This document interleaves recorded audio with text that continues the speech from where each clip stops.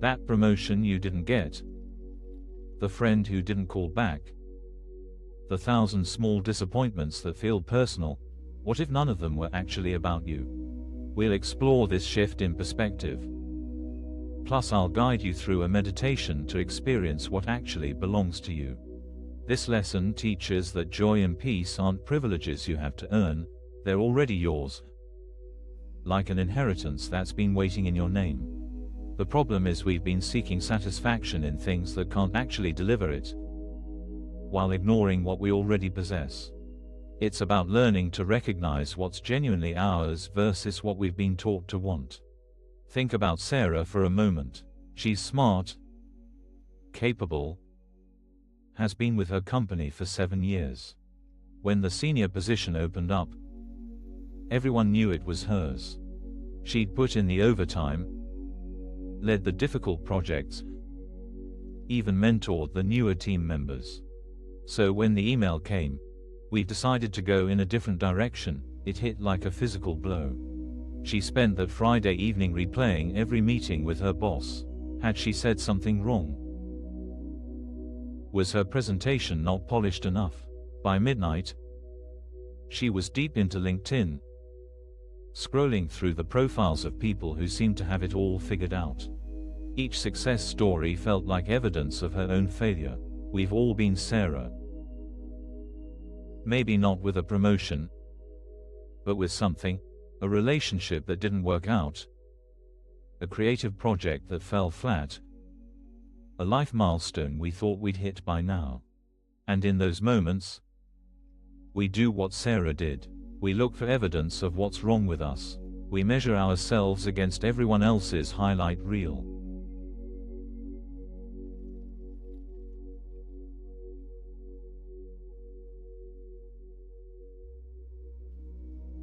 Have you noticed how quickly your mind creates a story after disappointment?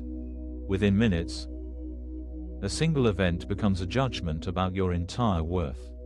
Sarah's missed promotion wasn't just about one job. Suddenly it was proof that she wasn't leadership material, that she'd never break through, that maybe she wasn't as capable as she thought. This is the pattern. Something doesn't go our way, and immediately we make it mean something about who we are. We scan for more evidence. Remember that project that didn't get picked up? That person who ghosted you? That goal you didn't reach? The mind collects these moments like evidence in a case it's building against you. But here's what's fascinating. While Sarah was deep in her spiral that weekend, something else was happening. Saturday afternoon, her nephew called. He was 6, excited about a drawing he'd made. As she listened to him describe his crayon masterpiece, "This is a dragon, but he's nice. And this is his friend the butterfly," she found herself smiling. For those few minutes, the promotion didn't exist. Her LinkedIn comparison disappeared. She was just present, enjoying this kid's pure enthusiasm. It's like we're living in the garage of a house we actually own. You inherited this beautiful home, spacious rooms, comfortable furniture, everything you need. But somehow you've forgotten about the main house and set up camp in the garage. You keep trying to make the garage comfortable, buying things to squeeze into that cramped space, wondering why nothing quite fits, why you never feel settled. Meanwhile, the actual house, your real inheritance, sits there waiting.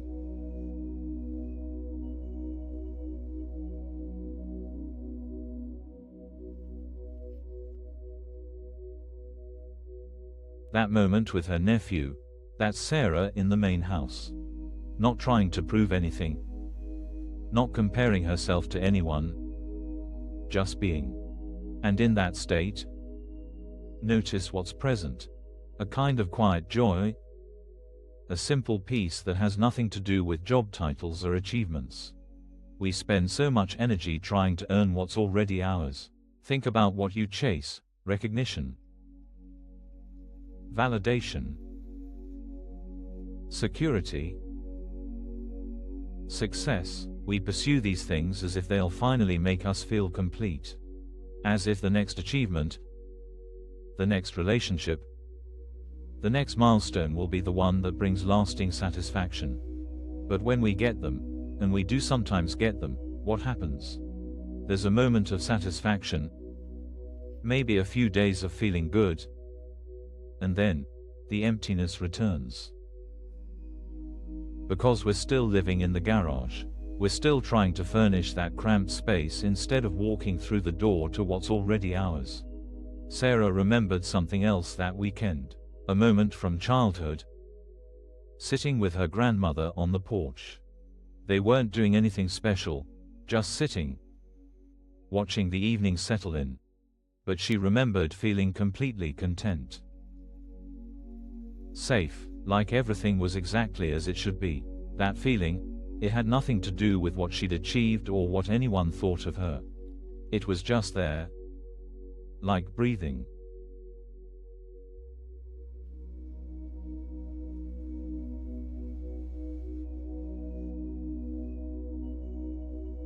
This is where everything starts to change. When Sarah remembered that porch moment, something shifted. She realized she'd been chasing that feeling her entire adult life, through achievements, through recognition, through external validation. But the feeling itself, it was never in those things. It was in her all along. Waiting. The relief comes when you realize you haven't lost anything. You can't lose what's actually yours. That peace Sarah felt with her grandmother, that joy she experienced listening to her nephew, these weren't rewards for good behavior or prizes for achievement. They were glimpses of what's always been available. It's like discovering you've been carrying the keys to the main house in your pocket the whole time. All those years of trying to make the garage work, of wondering why nothing ever felt quite right, and the entrance to your actual home was always just a few steps away. This doesn't mean external things don't matter. Sarah still wanted the promotion. You still have goals and desires. But there's a difference between wanting something from a place of completeness versus needing it to feel whole. When you're living in the main house, when you're connected to that inherent peace, you can pursue goals without making them responsible for your happiness.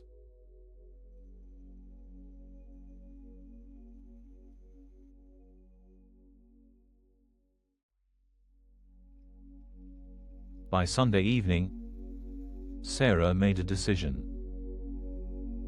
Not about her career, that would come later.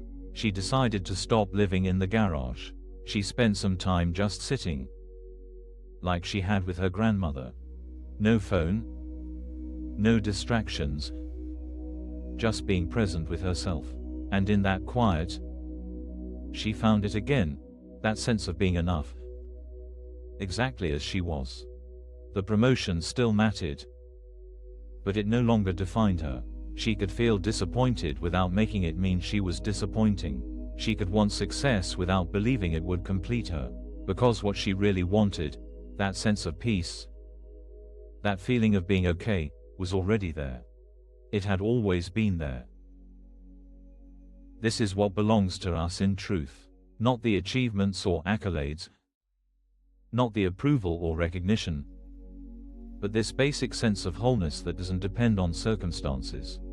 We seek it everywhere else because we've forgotten it's already ours. We furnish our garages with more and more stuff, hoping it will finally feel like home, while our actual home waits patiently for us to remember we have the key. The next time you catch yourself in that spiral, scrolling through other successes, replaying your failures, building that case against yourself, pause. Remember that you're just in the garage again. The disappointment is real. The feelings are valid. But they don't touch what's actually yours. Take a breath. Put down the phone, and for just a moment, stop trying to earn what you already have. Your inheritance isn't something you achieve. It's something you remember. The peace you're seeking, the joy you're chasing, they're not waiting at the next milestone. They're here now, patient as always, like a home you've always owned, waiting for you to walk through the door. If you're finding value here, you're welcome to like the video and subscribe. And now, let's shift into a quiet guided meditation together.